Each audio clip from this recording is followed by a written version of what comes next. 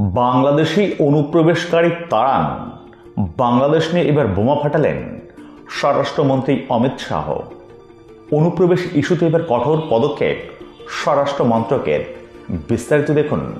রাজধানী দিল্লিতে রোহিঙ্গা এবং বাংলাদেশি অনুপ্রবেশকারীদের চক্র ভাঙতে হবে বলে দিল্লি পুলিশকে নির্দেশ দিয়েছেন কেন্দ্রীয় স্বরাষ্ট্রমন্ত্রী অমিত শাহ।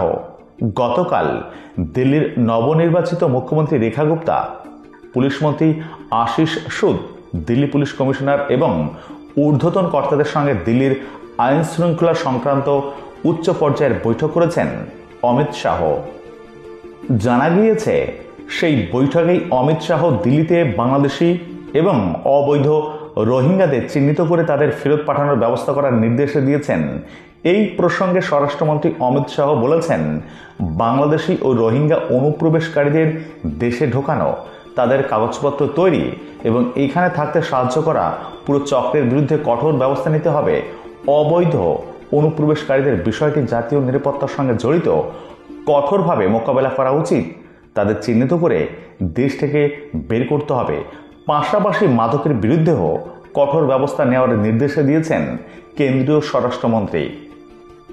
একই সঙ্গে ভারতে অবৈধ অনুপ্রবেশ, নথিপত্র তৈরি এবং বসতি স্থাপনের যেসব নেটওয়ার্ক বাংলাদেশি ও রোহিঙ্গাদের সাহায্য করছে, তাদের পুরো নেটওয়ার্কের বিরুদ্ধেই কঠোর ব্যবস্থা নেওয়া হবে। যারা এই ধরনের অনুপ্রবেশকারীদের আশ্রয় দিচ্ছেন, তাদের চিহ্নিত করে অবিলম্বে বহিষ্কার করা উচিত বলে উল্লেখ করেছেন কেন্দ্রীয় স্বরাষ্ট্রমন্ত্রী। উল্লেখ্য, বাংলাদেশের উত্তপ্ত পরিস্থিতিতে ওপার বাংলা থেকে অনুপ্রবেশ ঘটেছিল বলে বারবার অভিযোগ উঠেছিল। গত বছরের শেষের দিকে রাজধানী দিল্লি থেকে 5 জন বাংলাদেশি অনুপ্রবেশকারীকে গ্রেপ্তার করা হয়।